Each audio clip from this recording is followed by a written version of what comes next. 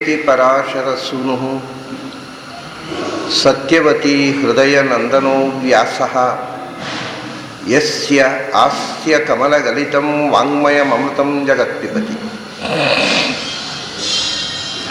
ಭುಜಗಭುಗಾಭಮುದ್ಯಮ್ಯ ಹೃದಯಂ ನಿಜಭುಜಂ ದಕ್ಷಿಣಂ ಲಕ್ಷಣಾಢ್ಯಂ ಲಲಿತಮುದ್ರಿಕ್ತ ವಿಜ್ಞಾನಮುದ್ರಂ ಭಜ ಭಜ ಅನಂತಮಿತ್ಯಾಲಪಂತಂ ಪ್ರಣತವಾನ್ ಪ್ರಾಣಿನಾಂ ಪ್ರಾಣಭೂತಂ ಪ್ರಣತಿಭಿಃ ಪ್ರೀಣಯೇ ಪೂರ್ಣಬೋಧಂ ಭವದವೋಷ್ಣೇನ ತಾತಪ್ಯಮಾನಾನ್ ಭುವಿ ಪರಂ ನಾಥಮಪ್ರೇಕ್ಷಮಾಣಾನ್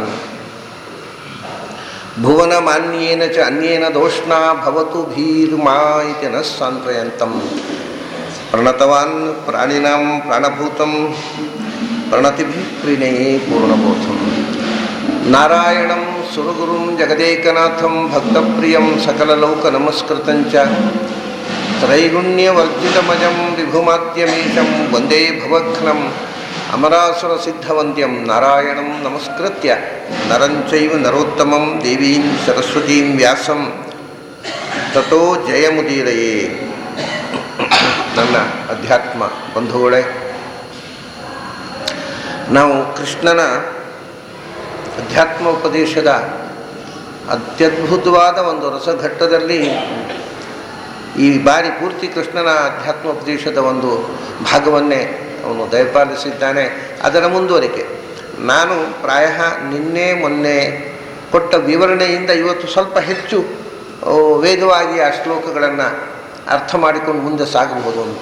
ಯಾಕೆಂದರೆ ನಿನ್ನೆ ಮೊನ್ನೆ ಈ ಬಾರಿ ಮಾಡಿದ ಹಾಗಂದರೆ ಒಂದು ದಿವಸಕ್ಕೆ ಒಂದು ಶ್ಲೋಕಕ್ಕಿಂತ ಆಚೆಗೆ ಹೋಗಲಿಕ್ಕೆ ಆಗಲೇ ಇಲ್ಲ. ಆದರೆ ಇನ್ನೂ ಒಂದು 3-4-5 ಶ್ಲೋಕ ಇದೆ ಈ ಅಧ್ಯಾಯದಲ್ಲಿ. ಹಾಗೇನೂ ಇಲ್ಲ, ಅಧ್ಯಾಯ ಮುಗಿಸ್ಬೇಕು ಅಂತ ದೀಕ್ಷೆ ಏನೂ ಇಲ್ಲ. ಅವ್ನು ಮುಗಿಸಿದ್ರೆ ಮುಗಿಸೋದು, ಇಲ್ಲ ಮುಂದಿನ ಬಾರಿ ಅವರು ಡೇಟ್ ಕೊಟ್ಟಾಗ ಒಂದು ಹೋಗೋದು. ಆದರೆ ಪ್ರಾಯ ಸ್ವಲ್ಪ ವೇಗವಾಗಿ ಹೋಗಬಹುದು ಅಂತ ಕಾಣುತ್ತೆ. ನಾವು ಇದರ ಚಿಂತನೆಯ ಹಿನ್ನೆಲೆ ಪೀಠಿಕೆ ಬಹಳ ವಿಸ್ತಾರವಾಗಿ ನಾನು ಈ 4-5 ದಿವಸಗಳಲ್ಲಿ ಹೇಳಿರೋದರಿಂದ ಇದನ್ನು ಸ್ವಲ್ಪ ಈಗ ಒಂದು ವಿಚಿತ್ರವಾದ ವಿಷಯ ಹೇಳ್ತಾನೆ ಕೃಷ್ಣ. ಯದಾ ಭೂತ ಪೃಥಗ್ಭಾವಂ ಏಕಸ್ಥಂ ಅನುಪಶ್ಯತಿ ತಥೇವ ಚ ವಿಸ್ತಾರಂ ಬ್ರಹ್ಮ ಸಂಪದ್ಯತೆ ತದಾ ಅಂತ. ಬಹಳ ವಿಚಿತ್ರ. ಹಿಂದೆ ಜೀವ ಮತ್ತು ಭಗವಂತ, ಪ್ರಕೃತಿ, ಪುರುಷರಲ್ಲಿ ಪರಮಾತ್ಮ ಮತ್ತು ಜೀವರು, ಪ್ರಕೃತಿಯಲ್ಲಿ ಜಡ ಪ್ರಕೃತಿ, ಚೇತನ ಪ್ರಕೃತಿ, ಇವುಗಳಲ್ಲಿ ಇರತಕ್ಕಂಥ ಸಂಬಂಧ, ಕ್ಷೇತ್ರಜ್ಞ, ಈ ಎಲ್ಲವೂ ಜೀವ ಜಡ ಎಲ್ಲವೂ ಪ್ರಪಂಚವು ಲಕ್ಷ್ಮೀದೇವಿ ತನಕ ಎಲ್ಲವೂ ಕ್ಷೇತ್ರ. ಅದನ್ನು ಬಲ್ಲವನಾಗಿ ಕ್ಷೇತ್ರಜ್ಞನಾಗಿ ಪರಮಾತ್ಮ, ಇದನ್ನೆಲ್ಲ ಬೇರೆ ಬೇರೆ ಆಯಾಮಗಳಿಂದ ಹೇಳಿದ್ದಾರೆ ಕೃಷ್ಣ. ಇಲ್ಲಿ ಹೇಳ್ತಾನೆ, ಇವಾಗ ಏನಾಗುತ್ತೆ ಈ ಜೀವಗಳನ್ನು ಸೃಷ್ಟಿ ಮಾಡೋದು ಅಂತ ನೀವು ಹೇಳಿದರೆ, ಜೀವಗಳಿಗೆ ಸೃಷ್ಟಿ ಇಲ್ಲ, ನಾಶ ಇಲ್ಲ, ಹುಟ್ಟು ಸಾವು ಇಲ್ಲ, ಮತ್ತು ಸೃಷ್ಟಿಯಾಗುವುದು ಏನು? ಯಾವುದೂ ಕೂಡ ವಸ್ತುತಃ ಸೃಷ್ಟಿಯಾಗುವುದಿಲ್ಲ ಒಂದು ದೃಷ್ಟಿಯಿಂದ. ಯಾಕೆಂದರೆ ಮಡಕೆ ಸೃಷ್ಟಿಯಾಗುವುದು ಅಂದರೆ ಏನು? ಮಡಕೆ ಅಂದರೆ ಮಣ್ಣು ತಾನೆ, ಮಣ್ಣಿದೆ, ಮತ್ತೆ ಏನು ಸೃಷ್ಟಿಯಾಯಿತು? ಮಡಕೆ ಎನ್ನುವ ಒಂದು ವಸ್ತುವಿನ ಆಕಾರ ಸೃಷ್ಟಿಯಾಯಿತು. ಅಂದರೆ the matter is not created, the form is created.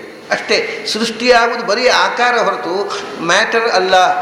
ವಸ್ತು ಸೃಷ್ಟಿಯಾಗುವುದಿಲ್ಲ, ವಸ್ತುವಿಗೆ ಆಕಾರ ಇಲ್ಲದ್ದು ಬರುತ್ತೆ. ಈ ಭೂಮಿ ಸೃಷ್ಟಿಯಾಗುವುದು ಅಂದ್ರೇನು? ಭೂಮಿ ಕಣಗಣವಾಗಿ ವಾತಾವರಣದಲ್ಲಿ ತುಂಬಿಕೊಂಡಿತ್ತು, ಯಾವುದೂ ನಾಶವಾಗಿರಲಿಲ್ಲ ಇದರ ಕಣಗಳು. ಅವು ಒಟ್ಟು ಸೇರಿ ಭೂಮಿ ಆಯಿತು. ಅಲ್ಲಿ ತನಕ ಕಾಣ್ತಿರಲಿಲ್ಲ, ದೊಡ್ಡದಾಗ್ಬಿಟ್ಟು ಕಾಣಿಸೋ. ಅಂದರೆ ಕಾಣುವುದು ಕಾಣದೇ ಇರುವುದು ಅಷ್ಟೇ. ಸೃಷ್ಟಿ ಅಂದರೆ ಅಪಿಯರೆನ್ಸ್, ಸಂಹಾರ ಅಂದರೆ ಡಿಸಪಿಯರೆನ್ಸ್. ಇಷ್ಟೇ ನಮಗೆ ಗೊತ್ತಿರುವಂಥ ವಿಷಯ. ಅದು ಕಣ್ಣಿಗೆ ಕಾಣುವ ಆಕಾರ ಬಂದಾಗ ಸೃಷ್ಟಿ. ಮನುಷ್ಯನೂ ಹಾಗೆ, ಮಗು ಹುಟ್ಟಿತು ಅಂತೇವೆ ಅಂದರೆ ಅಷ್ಟರವರೆಗೆ ನಮಗೆ ಕಣ್ಣಿಗೆ ಕಾಣ್ತಿರ್ಲಿಲ್ಲ, ಅದು ಕಣ್ಣಿಗೆ ಕಂಡಾಗ ಹುಟ್ಟಿತು. ವಸ್ತುತಃ ಅದಕ್ಕಿಂತ 9 ತಿಂಗಳು ಮುಂಚೆ ಅದು ತಾಯಿ ಹೊಟ್ಟೆಯಲ್ಲಿ ಹುಟ್ಟಿತ್ತು, ಅದು ಗೊತ್ತಿಲ್ಲ ನಮಗೆ. ನಮಗೆ ಭೂಮಿ ಬಿದ್ದಾಗ ಹುಟ್ಟಕ್ಕೆ ನಮಗೆ ಕಂಡದ್ದಾವಾಗ. ಹೀಗೆ ಕಾಣುವುದು ಕಾಣದೇ ಇರುವುದು ಅಂತ. ಇದು ಕಾಣದೇ ಇರುವಂತೆ ಹೇಗಾಗತ್ತೆ ಮತ್ತು ಯಾಕೆ ಒಮ್ಮೆ ಕಾಣುತ್ತೆ? ಸೃಷ್ಟಿ ಅಂದರೆ ಕಾಣಿಸಿಕೊಳ್ಳುವುದು. ಹೇಗೆ ಕಾಣಿಸಿಕೊಳ್ಳುತ್ತೆ? ಆ ಕಾಣಿಸಿಕೊಂಡದ್ದು ಹೇಗೆ ಡಿಸಪಿಯರ್ ಆಗುತ್ತೆ? ಬಹಳ ಆಶ್ಚರ್ಯ ಏನು ಅಂದರೆ, ಇವತ್ತು ವಿಜ್ಞಾನಿಗಳು ಒಂದು ಹೇಳುತ್ತಾರೆ, ಈ ಪ್ರಪಂಚ ಸೂಕ್ಷ್ಮವಾಗಿ ಬ್ಲ್ಯಾಕ್ ಹೋಲ್ನಲ್ಲಿ ನೀರು ಏನಿಲ್ಲ, ಆಮೇಲೆ ಅಲ್ಲಿಂದ ಬಿಗ್ ಬ್ಯಾಂಗ್ ಅಂತ ಸ್ಫೋಟ ಆಗಿ ಹೊರಗೆ ಬರುತ್ತೆ ಅಂತ. ಕೃಷ್ಣ ಹೇಳಿದ ಮಾತನ್ನು ಮತ್ತು ಈಗಿನ ವಿಜ್ಞಾನಿಗಳ ಕನಸನ್ನು ಎರಡನ್ನು ಒಟ್ಟು ಮಾಡಿ ನೋಡಿದರೆ ಒಂದು ವಿಸ್ಮಯ ಅನಿಸೋದಿಲ್ಲ. ಕೃಷ್ಣ ಏನು ಹೇಳ್ತಾರೆ ಗೊತ್ತುಂಟ, ಎಲ್ಲ ಪ್ರಪಂಚ ಸಣ್ಣದಾಗಿ ನನ್ನ ನಾಭಿ ಒಳಗೆ ಹೋಗುತ್ತೆ ಅಂತಾನೆ. ಅದೇ ಬ್ಲ್ಯಾಕ್ ಹೋಲ್. ಅಲ್ಲಿಂದ ನನ್ನ ನಾಭಿಯಿಂದ ಹೊರಕ್ಕೆ ಸ್ಫೋಟ ಆಗುತ್ತೆ ಅಂತ. ಹಾಗಾದರೆ ಇವರಿಗೆ ಏನೋ ಸ್ವಲ್ಪ ಸತ್ಯ ಹೊಳಿಲಿಕ್ಕೆ ಹತ್ತಿದೆ ಏನೋ ಅಂತ ವಿಜ್ಞಾನಿಗಳಿಗೂ ಕೂಡ. ಅವರಿಗೆ ಬರೆಯೋ ಭ್ರಮೆಯಲ್ಲಿ ಹೈಪೋಥೆಟಿಕಲ್ ಈ ವಿಜ್ಞಾನ ಹೈಪೋಥಿಸಿಸ್, ಕಲ್ಪನೆಯ ಪ್ರಪಂಚದಲ್ಲಿ ಬೆಳೆದ ವಿಜ್ಞಾನದಲ್ಲಿ ಎಲ್ಲೋ ಕಲ್ಪನೆಗಳು ಒಂದು ಚೂರು ಚೂರು ಸತ್ಯ ಆಗ್ತಾವೆ ನೋಡಿ. ಅವರು ಎಲ್ಲೋ ಸತ್ಯದ ಹತ್ತಿರಕ್ಕೆ ಹೋಗ್ತಾ ಇದ್ದಾರೆ. ಅದನ್ನೇ ಹೇಳ್ತಾರೆ ನೋಡಿ ಕೃಷ್ಣ, ಯದಾ ಭೂತ ಪೃಥಗ್ಭಾವಂ ಏಕಸ್ಥಂ ಅನುಪಶ್ಯತಿ. ಭೂತಗಳು ಅಂದರೆ ಸಮಸ್ತ ವಸ್ತುಗಳು ಅಂತ ಒಂದರ್ಥ, ವಿಶೇಷವಾಗಿ ಭೂತಗಳು ಅಂದರೆ ಜೀವ.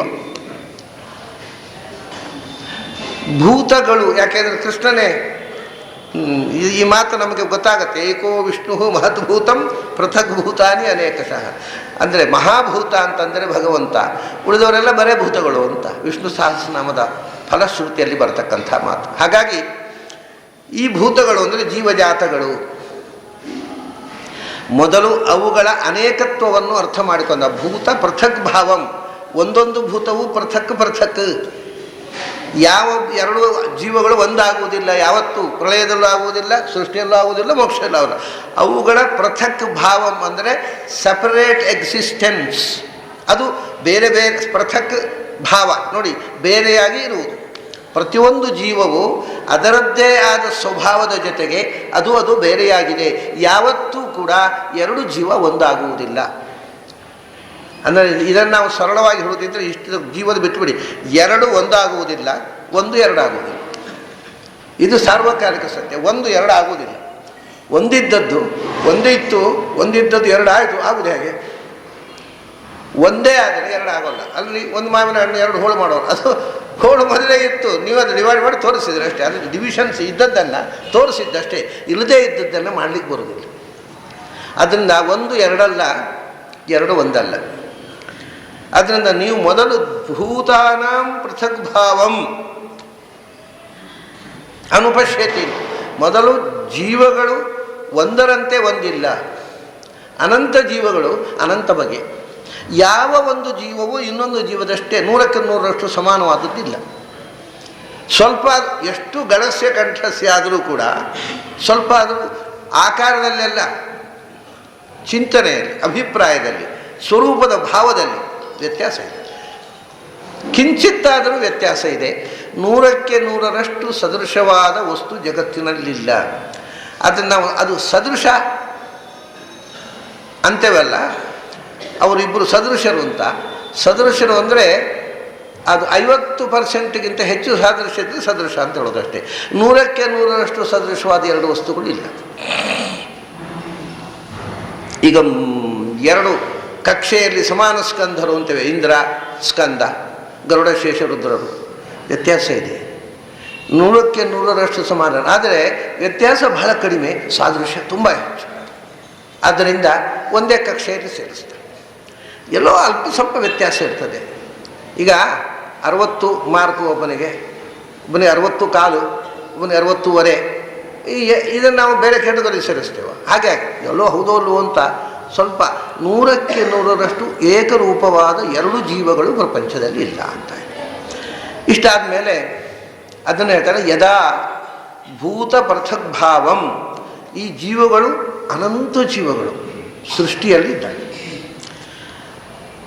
ಅವು ಎಲ್ಲ ಜೀವಗಳು ಅಂದರೆ ಬರೀ ಮನುಷ್ಯರಷ್ಟೇ ಅಲ್ಲ, ದೇವತೆಗಳು ಬಂತು, ಋಷಿಗಳು ಬಂತು, ಗಂಧರ್ವರು ಬಂತು, ಅಪ್ಸರೆಯರು ಬಂತು, ಮನುಷ್ಯರು ಬಂತು, ರಾಕ್ಷಸರು, ದೈತ್ಯರು ಬಂತು, ಪ್ರಾಣಿಗಳು ಬಂದವು, ಪಕ್ಷಿಗಳು ಬಂದವು, ಸರೀಸೃಪಗಳು ಬಂದವು, ಗಿಡಮರಗಳು ಬಂದವು. ಇವೆಲ್ಲವೂ ಭೂತಗಳೇ, ಜೀವ ಸಂಚಾರ ಇರುವಂಥದ್ದೆಲ್ಲ ಚೈತನ್ಯ. ಅದೆಲ್ಲವೂ ಈಗಲೂ ಸೃಷ್ಟಿಕಾಲದಲ್ಲೂ ಮುಂದೆ ಪ್ರಳಯ ಆದಾಗಲೂ ಎಲ್ಲಿರುತ್ತೆ? ಏಕಸ್ಥಂ, ಅನೇಕವಾದಂಥ ಜೀವ ಸಮುದಾಯ ಒಬ್ಬನೇ ಆದ ಭಗವಂತನಲ್ಲಿ ಇದೆ. ಅಂದರೆ ಇದು ಡಿಪೆಂಡೆಂಟ್ ಆನ್. ಅದನ್ನೇ ಆಚಾರ್ಯ ಹೇಳೋದು, ಸ್ವತಂತ್ರಂ ಅಸ್ವತಂತ್ರಂಚ ದ್ವಿವಿಧಂ ತತ್ವ ಅಂತ. ಎರಡೇ ವಸ್ತು ಇರೋದು, ಒಂದು ಡಿಪೆಂಡೆಂಟ್ ರಿಯಾಲಿಟಿ, ಮತ್ತೊಂದು ಇಂಡಿಪೆಂಡೆಂಟ್ ರಿಯಾಲಿಟಿ. ಭಗವಂತ ಒಬ್ಬನೇ ಇಂಡಿಪೆಂಡೆಂಟ್ ರಿಯಾಲಿಟಿ, ಉಳಿದದ್ದೆಲ್ಲ ಅದರ ಅಧೀನವಾಗಿರ್ತಕ್ಕಂಥದ್ದು. ಅಂದ ಏಕಸ್ಥಂ. ಏಕ ಅಂತಂದರೆ ಯಾರು ಎಲ್ಲವನ್ನು, ಏಕ ಅನ್ನೋ ಶಬ್ದಕ್ಕೆ ಬಹಳ ಸುಂದರವಾದ ಅರ್ಥ ಇದೆ ಸಂಸ್ಕೃತದಲ್ಲಿ. ಏಕ ಅಂದರೆ ಒಂದು ಅಂತ ಅರ್ಥ.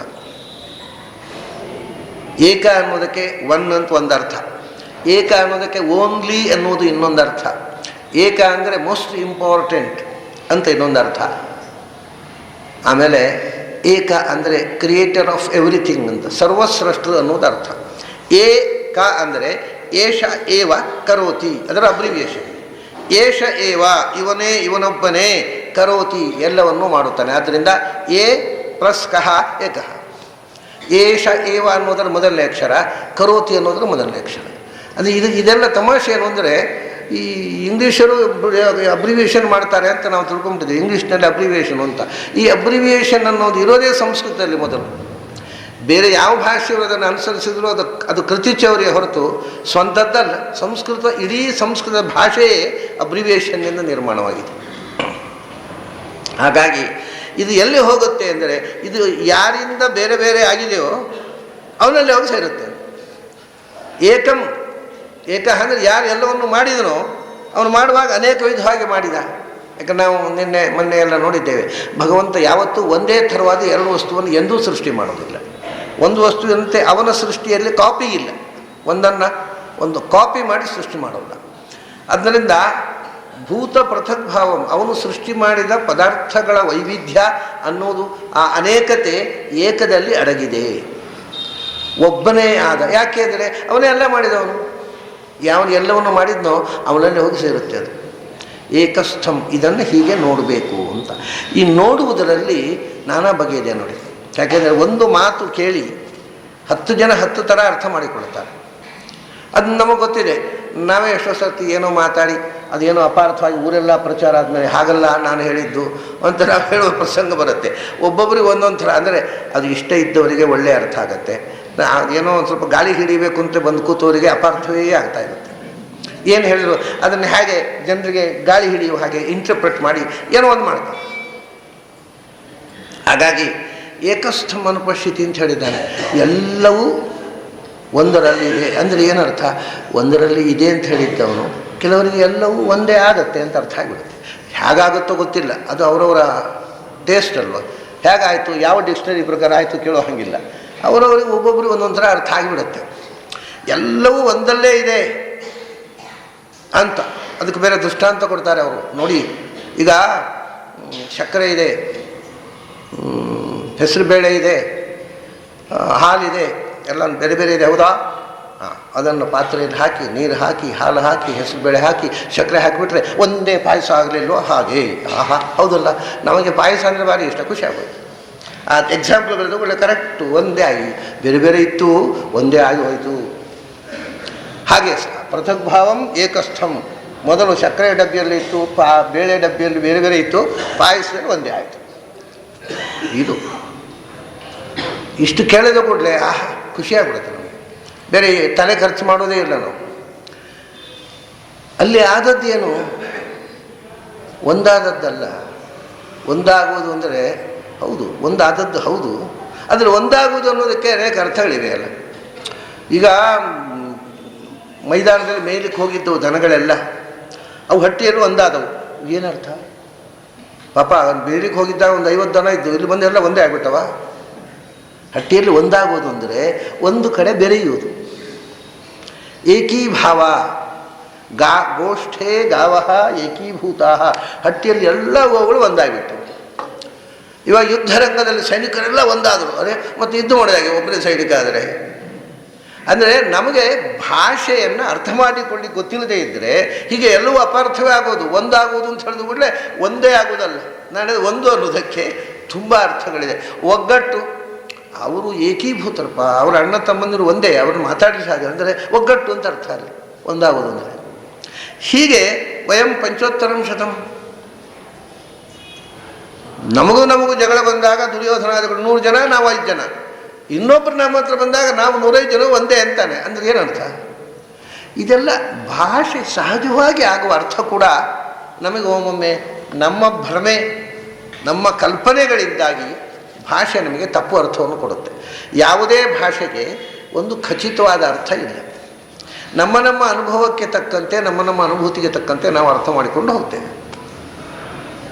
ಆದ್ದರಿಂದ ಇಲ್ಲಿ ಹೇಗೆ ಅರ್ಥ ಮಾಡಬೇಕು ಅಂತ, ಏಕಸ್ಥಂನ ನಾನಾ ಬಗೆಯಿಂದ ಕೂಡಿಸ್ಬೋದ್ರೆ ಎಲ್ಲ ಒಂದಾಗುವುದು, ಒಂದರಲ್ಲಿ ಸೇರಿಬಿಡುತ್ತೆ, ಒಂದಾಗ್ಬಿಡುತ್ತೆ ಅಂತ ಅರ್ಥ ಮಾಡ್ಬೋದಾ ಅಂದರೆ ಕೃಷ್ಣ ಒಂದು ಮಾತು ಹೇಳ್ತಾನೆ ಅದರಲ್ಲಿ ಬಹಳ, ಅದು ಏನು ಅರ್ಥ ಮಾಡಬೇಕು ಅಂತ ಅವನು ಹೇಳೋದಿಲ್ಲ, ಆದರೆ ಒಂದು ಬಹಳ ಸುಂದರವಾದ ಅನುಪಶ್ಯತಿ ಅಂತ. ನೀವು ಸತ್ಯವನ್ನು ಕಾಣಬೇಕು. ಹೇಗೆ ಅಂದರೆ ಅದು ಹೇಗೆ ಇದೆಯೋ ಹಾಗೆ ಕಾಣಬೇಕು ಅಷ್ಟೇ. ನಾವು ಅರ್ಥ ಮಾಡಿದ್ದು ಸತ್ಯವೋ ಸುಳ್ಳೋ ಅಂತ ಹೇಳೋದು ಮತ್ತೆ ಅನುಭವಿಗಳ ಹತ್ರ ಕೇಳಿಕೊಳ್ಳಿ.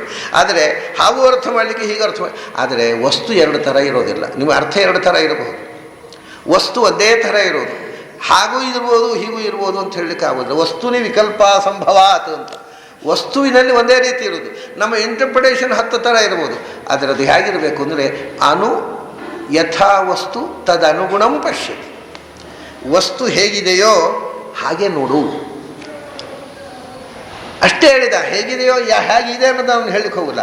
ನಿನ್ನ ಅರಿವು ಯಥಾರ್ಥವನ್ನು ಗ್ರಹಿಸಬೇಕು, ಅಯಥಾರ್ಥ ಗ್ರಹಣೆ ಮಾಡಬೇಡ. ಸತ್ಯವನ್ನು ಗ್ರಹಿಸುವಂಥ ಅರಿವು ಅದೇನು ಮಾಡುತ್ತೆ? ಯಥಾ ಸರ್ವ ಪೃಥಗ್ಭೂತ ಪೃಥಗ್ಭಾವಂ ಏಕಸ್ಥಂ. ಎಲ್ಲ ಜೀವಗಳು ಕೂಡ ಭಗವಂತನಲ್ಲಿ ಇವೆ. ಕೊನೆಗೆ ಎಲ್ಲವೂ ಹೋಗಿ ಭಗವಂತನ ತಸ್ಯ ಉದರಸ್ಥ ಜಗತ ಪ್ರಳಯ ಕಾಲದಲ್ಲಿ ಏಕಸ್ಥಂ ಅವನ ಗರ್ಭದೊಳಗೆ ಸೇರಿಕೊಂಡು, ಪ್ರಳಯ ಕಾಲದಲ್ಲಿ ಭಗವಂತನ ಗರ್ಭದೊಳಗೆ ಸೇರಿಕೊಂಡವು. ಎಲ್ಲವೂ ಏಕಸ್ಥ, ಒಂದೇ ಜಾಗದಲ್ಲಿ ಒಟ್ಟಿಗೆ ಸೇರಿದವು. ಹಟ್ಟಿಯಲ್ಲಿ ಗೋವುಗಳು ಒಟ್ಟಾದ ಹಾಗೆ. ಆಮೇಲೆ ಮತ್ತು ಸೃಷ್ಟಿ ಆಯಿತು. ಹಾಗೆ ತತ ಏವಚ ವಿಸ್ತಾರ. ಚಿಕ್ಕದಾಯಿತು ಚಿಕ್ಕದಾಯಿತು ಚಿಕ್ಕದಾಯಿತು ಚಿಕ್ಕದಾಯಿತು. ಭಗವಂತನ ನಾಭಿಯ ಕುಹರದೊಳಗೆ ಹೋಯಿತು. 31,104 ಕೋಟಿ ವರ್ಷ ಅಲ್ಲೇ ವಾಸ್ತವ. ಆಮೇಲೆ ತಥೈವಚ ವಿಸ್ತಾರ, ಹೊರಕ್ಕೆ ಬಂತು, ದೊಡ್ಡದಾಯಿತು ದೊಡ್ಡದಾಯಿತು, ಬ್ರಹ್ಮಾಂಡ ಆಯಿತು. ಹೀಗೆ ಇಡೀ ವಿಶ್ವ ಚಿಕ್ಕದಾಗಿ ಭಗವಂತನ ಉದರದ ಒಳಗೆ ಹೋಗುತ್ತೆ, ಮತ್ತು ಅಲ್ಲಿಂದ ಹೊರಕ್ಕೆ ಒಂದು ವಿಸ್ತಾರ ಹೊಂದುತ್ತೆ, ವಿಸ್ತಾರ ಹೊಂದಿ ಮತ್ತೆ ದೊಡ್ಡ ಬ್ರಹ್ಮಾಂಡ ಬರುತ್ತೆ, ವಿಶ್ವ ಯೂನಿವರ್ಸ್ ಆಗುತ್ತೆ. ಇದು ಸೃಷ್ಟಿ ಸಂಹಾರದ ಬಗೆ. ಬ್ರಹ್ಮ ಸಂಪತ್ಯತೆ ತದಾ. ಯಾರು ಇದನ್ನು ಯಥಾವತ್ತಾಗಿ ತಿಳಿದುಕೊಂಡನೋ, ಯಾಕೆಂದರೆ ಒಂದು ಸಮಸ್ಯೆ ಏನು ಗೊತ್ತಾ, ಅದನ್ನು ಅನುಪಶ್ಯತೆ ಅಂತ ಹೇಳಿದ, ಸರಿಯಾಗಿ ತಿಳ್ಕೊಳ್ಳಿ ಅಂತ. ಇಲ್ಲಿರೋ ತೊಂದರೆ ಆಗುತ್ತೆ. ಇಲ್ಲಿ ಎಲ್ಲ ಭಗವಂತನ ಹೊಟ್ಟೆ ಒಳಗೋದಾಗ ಒಂದೇ ಆಗಿಬಿಡೋದು, ಪಾಯಸ ಆದಾಗ ಒಂದೇ ಆಗಿಬಿಡೋದು. ಹೌದಾ? ಹಾಗಾದ್ರೆ ಮತ್ತೆ ಸೃಷ್ಟಿ ಆಗೋದು ಹೇಗೆ? ಒಂದು ಸಮಸ್ಯೆ ಉಂಟಲ್ಲ. ಎಲ್ಲ ಒಂದೇ ಆಗಿಬಿಟ್ರೆ ಮತ್ತು ಮುಂದೆ ಸೃಷ್ಟಿಯೇ ಇಲ್ಲ. ಪ್ರಪಂಚದ ಫುಲ್ ಸ್ಟಾಪ್ ಹಾಕಬೇಕಾಯಿತು. ಈ ವಿಶ್ವ ಅನ್ನೋದು ಸನಾತನ ಅಂತ ಹೇಳಿದ್ರು. ಯಶೋಶ್ವತ್ಥ ಸನಾತನ ಅಂತ ಕೃಷ್ಣ ಮುಂದೆ ಹೇಳ್ತಾನೆ. ಇದು ಅನಾದಿ ಮತ್ತು ಅನಂತ, ನಿರಂತರವಾಗಿದೆ. ಒಂದೇ ಆಗಿಬಿಟ್ರೆ ಮತ್ತೆ ಪುನಃ ಹೊರಗೆ ಬರೋದು ಹೇಗೆ? ಎಲ್ಲಿಂದ? ಅದೊಂದು ಯಾವತ್ತೂ ಒಂದಾಗುವುದಿಲ್ಲ ಅಂತಾಯಿತು. ಹೊರಗೆ ಬರಬೇಕಲ್ಲ, ಮತ್ತೆ ಹೊರಗೆ ಬರಬೇಕಾದ್ರೆ ಬೇರೆ ಇರಬೇಕು. ಮತ್ತು ಹಾಗೆ ಯಾವಾಗ ಒಂದಾಗೋದು? ಈ ಕಲ್ಪದಲ್ಲಿ ಆಗಲಿಲ್ಲ, ಮುಂದಿನ ಕಲ್ಪದಲ್ಲಿ ಮತ್ತೆ ಅದು ಮುಂದೆ ಹೊರಗೆ ಬರಬೇಕಲ್ಲ, ಮತ್ತು ಒಂದಾಗೋದು ಯಾವಾಗ? ಸ್ವಲ್ಪ ಯೋಚನೆ ಮಾಡಿದರೆ ಒಂದಾಗುವುದು ಅನ್ನೋದನ್ನು ಎಕ್ಸ್ಪ್ಲೇನ್ ಮಾಡಲಿಕ್ಕೆ ಬರೋದಿಲ್ಲ. ನಾವು ವೇದಾಂತದ ವಿಷಯದಲ್ಲಿ ಯೋಚನೆ ಮಾಡೋದನ್ನು ಬಿಟ್ಟು ಕೆನ್ನೆ ತಟ್ಟಿಕೊಳ್ಳಿಕ್ಕೆ ಅಭ್ಯಾಸ ಮಾಡಿದ್ರಿಂದ ಏನು ಹೇಳಿದರೂ ಖುಷಿ ಆಗುತ್ತೆ. ಆದರೆ ಅದ್ರ ಬಗ್ಗೆ ಚಿಂತನೆ ಮಾಡಿದರೆ ಅದು ಒಂದಾದರೆ ಮತ್ತೆ ಪುನಃ ಸೃಷ್ಟಿಯೇ ಸಾಧ್ಯ ಇಲ್ಲ. ಹಾಗೆ ಯಾವತ್ತು ಯಾವ ಕಲ್ಪದಲ್ಲಿ ಒಂದಾಗೋದು, ಅದ್ರ ಮುಂದೆ ಕಲ್ಪವೇ ಇಲ್ಲ. ಹಾಗಾದರೆ ಆದರೆ ಯಶೋಶ್ವತ್ಥ ಸನಾತನ ಕೃಷ್ಣ ಮೊದಲು 2ನೇ ಅಧ್ಯಾಯದಲ್ಲಿ ಹೇಳಿದ್ದಾನೆ, ನ ಚೈವನ ಭವಿಷ್ಯಾಮಃ ಸರ್ವೇ ವಯಂ ಅತಃ ಪರಂ.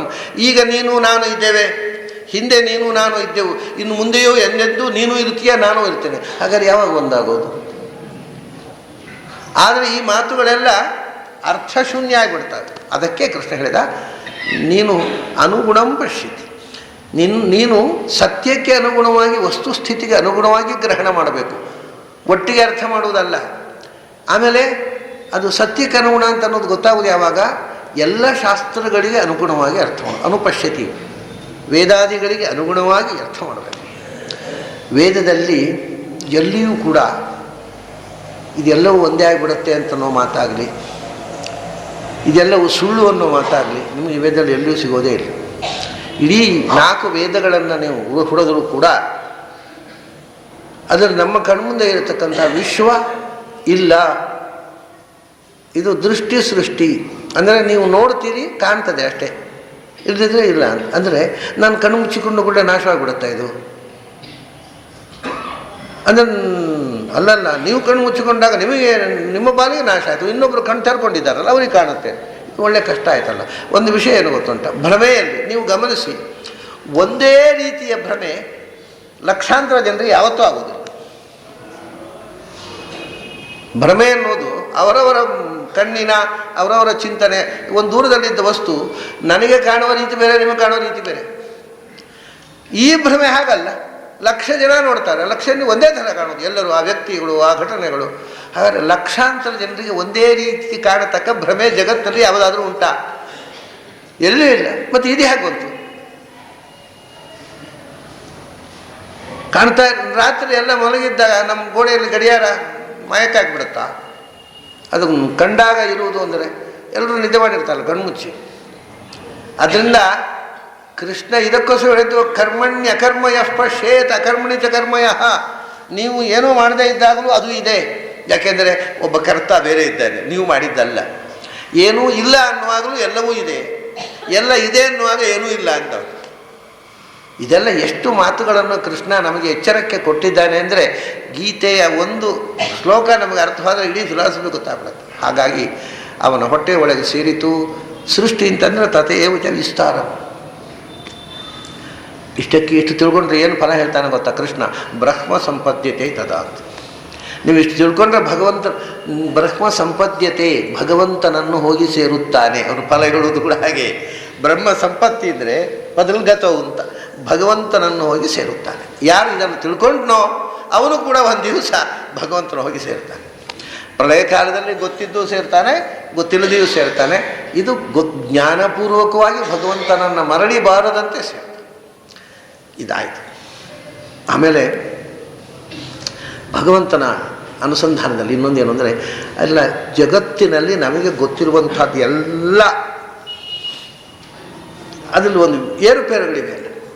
ಒಂದೇ ರೀತಿಯಾಗಿ ನಿರ್ವಿಕಾರವಾಗಿ ಯಾವ ವ್ಯತ್ಯಾಸವೂ ಇಲ್ಲದೆ ಯಾವ ವಸ್ತುವು ಇರೋಲ್ಲ. ನಿನ್ನೆ ಇದ್ದಾಗ ಇವತ್ತಿರೋಲ್ಲ, ಪ್ರತಿ ಕ್ಷಣದ ಇದ್ದಾಗಿ ಮುಂದಿನ ಕ್ಷಣದಲ್ಲಿ ನಮ್ಗೆ ಗೊತ್ತಾಗೋಲ್ಲ. ಅಂದರೆ ಆ ಚೇಂಜಸ್ಸು. ನಾವೀಗ ನಿನ್ನೆ ಒಂದು ಕೂದಲು ಕಪ್ಪಿರುತ್ತೆ, ಇವತ್ತು ನೋಡುವ ಬೆಳ್ಳಗಿರುತ್ತೆ.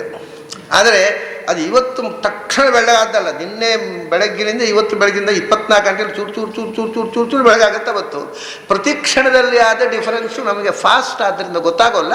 ಇವತ್ತು ನೋಡಿದ ಗೊತ್ತಾಯಿತು. ಕೆಲವೊಮ್ಮೆ ಏನಾಗುತ್ತೆ ಅಂದರೆ ದಿನ ನೋಡ್ತಾ ಇದ್ದವ್ರು ಗೊತ್ತೇ ಆಗೋಲ್ಲ. ಹೊಸಬ್ರು ಬಂದು ಹೌದಾ ನಿಮ್ಮ ತಲೆ ಏನು ಬೆಳ್ಳಗಾಗಿದೆ ಅಂತಾರೆ. ಯಾಕೆ 1 ವರ್ಷ ನೋಡೇ ಇರೋದಿಲ್ಲ ಅವರು.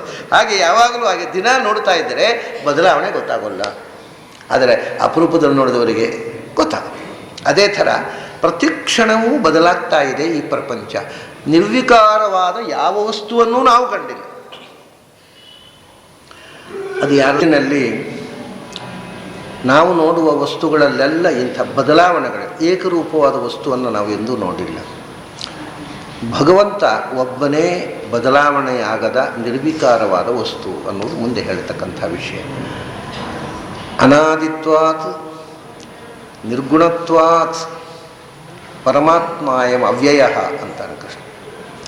ಶರೀರಸ್ಥೋಪಿ ಕೌಂತೇಯ ನ ಕರೋತಿ ನ ಲಿಪ್ಯತೆ. ಅನಾದಿತ್ವಾತ್ ನಿರ್ಗುಣತ್ವಾತ್ ಪರಮಾತ್ಮ ಅಯಂ ಅವ್ಯಯ. ಈ ಹಿಂದೆ ಆತ್ಮ ಅನ್ನುವ ಶಬ್ದವನ್ನು ಹೇಳಿದ್ದ, ಪುರುಷ ಅನ್ನುವ ಶಬ್ದವನ್ನು ಬಳಸಿದ್ದ, ಕ್ಷೇತ್ರಜ್ಞ ಅನ್ನುವ ಶಬ್ದವನ್ನು ಬಳಸಿದ್ದ. ಇಲ್ಲಿ ಆತ್ಮ ಅಂತ. ಆತ್ಮ ಅನ್ನೋದನ್ನು ಡಿಫೈನ್ ಮಾಡ್ತಾರೆ ಪರಮಾತ್ಮ ಅಂತ. ಯಾಕೆಂದರೆ ಆತ್ಮ ಅಂತ ಹೇಳಿದ ಕೂಡಲೇ ಜೀವಾತ್ಮನೋ ಪರಮಾತ್ಮನೋ ಯಾರ ಬಗ್ಗೆ ಹೇಳ್ತಾನೆ ಕೃಷ್ಣ ಅಂತ ಸಂಶಯ ಬರಬಾರದು. ಅದಕ್ಕೆ ಸ್ಪಷ್ಟವಾಗಿ ಪರಮಾತ್ಮ ಅಯಂ ಅವ್ಯಯ, ಏರುಪೇರುಗಳಿಲ್ಲದ ನಿರ್ವಿಕಾರವಾಗಿರ್ತಕ್ಕಂಥವನು ಭಗವಂತನೊಬ್ಬನೇ. ಯಾಕೆ ಅವನಲ್ಲಿ ಏರುಪೇರುಗಳು ಇಲ್ಲ, ನಮ್ಮಲ್ಲಿ ಯಾಕೆ ಇದೆ ಅಂದರೆ ಅನಾದಿತ್ವಾತ್ ನಿರ್ಗುಣತ್ವಾತ್ ಅಂತ 2 ಕಾರಣ. ಭಗವಂತ ಎಂದೂ ಕೂಡ ಯಾವುದೇ ಒಂದು ಕಾರಣ ವಿಶೇಷದಿಂದ ಕೂಡ ಹುಟ್ಟಿಲ್ಲ. ಈ ಜೀವರಾದರೆ ದೇಹದ ಮೂಲಕ ಹುಟ್ಟಿದ್ದಾರೆ, ಅದರಿಂದ ವಿಕಾರ ಬಂತು. ಯಾವುದೋ ಒಂದು ಜೀವರು ಸ್ವರೂಪತಃ ಹುಟ್ಟಿಲ್ಲ, ಆದರೆ ದೇಹದ ಮೂಲಕ ಹುಟ್ಟು ಇದೆ. ಆದ್ದರಿಂದ ದೇಹದ ಮೂಲಕ ಹುಟ್ಟಿರುವುದರಿಂದ ಜೀವ ಹುಟ್ಟಿದ ಅಂತ ಹೇಳ್ತೀವಿ. ಹಾಗೆ ದೇಹದ ಮೂಲಕ ಕೂಡ ಭಗವಂತನಿಗೆ ಹುಟ್ಟು ಇಲ್ಲ. ಆದರೆ ಅನಾದಿಯಾಗಿರುವುದರಿಂದ ಹುಟ್ಟಿಲ್ಲ. ಅನಾದಿಯಾಗಿರುವುದು ಕೂಡ ನಾಶ ಆಗುತ್ತೆ, ವಿಕಾರ ಹೊಂದುತ್ತಲ್ವ. ಯಾವುದು? ಸಂಸಾರೋಯಂ ಅನಾದಿ. ಅನಾದಿಯಾದ ಸಂಸಾರ ಕೊನೆಗೂ ನಾಶ ಆಗುತ್ತಲ್ಲ. ಅದು ಅನಾದಿಯಾದದ್ದೆಲ್ಲ ನಾಶ ಆಗುವುದಿಲ್ಲ ಅಂತ ಪೂರ್ತಿ ನಿಯಮ ಇಲ್ಲ. ಅದಕ್ಕೆ ಹೇಳಿದ ಬರೇ ಅನಾದಿ ಅಷ್ಟೇ ಅಲ್ರಿ, ನಿರ್ಗುಣತ್ವಾತ್. ಜಗತ್ತಿನ ವಿಕಾರಕ್ಕೆ ಮೂಲಭೂತವಾದ ಕಾರಣ ಸತ್ವರಜಸ್ತಮೋ ಗುಣಗಳು. ಇದೇ ನಮ್ಮ ಮನಸ್ಸಿನಲ್ಲಿ ಕೂಡ ವಿಕಾರವನ್ನು ಉಂಟು ಮಾಡುವವು, ದೇಹದಲ್ಲಿ ಕೂಡ. ದೇಹದಲ್ಲಿ ಮಣ್ಣು ನೀರು ಬೆಂಕಿ, ಇದೇ ಸತ್ವರಜಸ್ಸು ತಮಸ್ಸು. ಮನಸ್ಸಿನಲ್ಲಿ ಸತ್ವಗುಣ ರಜೋಗುಣ ತಮೋಗುಣ ಇವು ವಿಕಾರ ಮಾಡ್ತಾ ಇರ್ತವೆ. ಆದ್ದರಿಂದ ಎಲ್ಲಿ ಸತ್ವರಜಸ್ತಮೋ ಗುಣಗಳ ಪ್ರಭಾವ ಇದೆ ಅಲ್ಲಿ ವಿಕಾರ ಇದೆ. ಇದಕ್ಕಂತೂ ಅಪವಾದವೇ ಇಲ್ಲ. ಅನಾದಿಯಾದದ್ದು ಕೂಡ ಒಂದು ವೇಳೆ ವಿಕಾರ ಹೊಂದಬಹುದು, ಹೌದು. ಆದರೆ ಇದಕ್ಕೆ ಮಾತ್ರ ಅಪವಾದ ಇಲ್ಲ. ಯಾವುದು ಗುಣದ ಸ್ಪರ್ಶ ಇಲ್ಲದ್ದೋ ತ್ರಿಗುಣಾತೀತ ವಿಧಾರಕ ಪರಿತೋ ದೇಹಿ ಸುಭಕ್ತಿಂ. ತ್ರಿಗುಣಾತೀತವಾದ ವಸ್ತುವಿಗೆ ವಿಕಾರ ಇಲ್ಲ. ಅದರಿಂದ ಮಹಾಭಾರತದಲ್ಲಿ ಕೂಡ ಕೃಷ್ಣ ಭಗವಂತನನ್ನು ಸ್ತೋತ್ರ ಮಾಡುವಾಗ ಅವರು ಕೂಡ ತ್ರೈಗುಣ್ಯವರ್ಜಿತಂ ಅಂತ.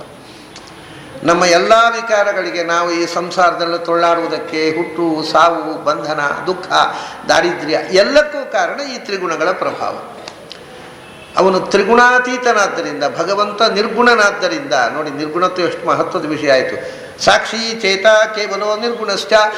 ಶ್ರುತಿ ಹೇಳುತ್ತೆ ಭಗವಂತ ನಿರ್ಗುಣ ಅಂತ. ಯಾಕೆ ಹೇಳುತ್ತೆ ಅಂದರೆ ಗುಣಗಳಿಲ್ಲ ಅಂತಲ್ಲ, ಅವನಲ್ಲಿ ಎಲ್ಲ ಗುಣಗಳು ಇವೆ, ಜ್ಞಾನ ಆನಂದ ಎಲ್ಲ ಇವೆ. ಆದರೆ ಸತ್ವರಜಸ್ತಮೋ ಗುಣಗಳಿಲ್ಲ. ಅದು ಇಲ್ಲದೇ ಇರೋದ್ರಿಂದಲೇ ಅವನು ನಮ್ಮ ಹಾಗೆ ವಿಕಾರಕ್ಕೆ ಒಳಗಾಗಲಿಲ್ಲ. ಅಯಂ ಅವ್ಯಯ ಅಲ್ರಿ. ನಮ್ಮಂತೆ ದೇಹದೊಳಗೆ ಅಂತರ್ಯಾಮಿಯಾಗಿ ಅವನು ಇದ್ದಾನಲ್ವ.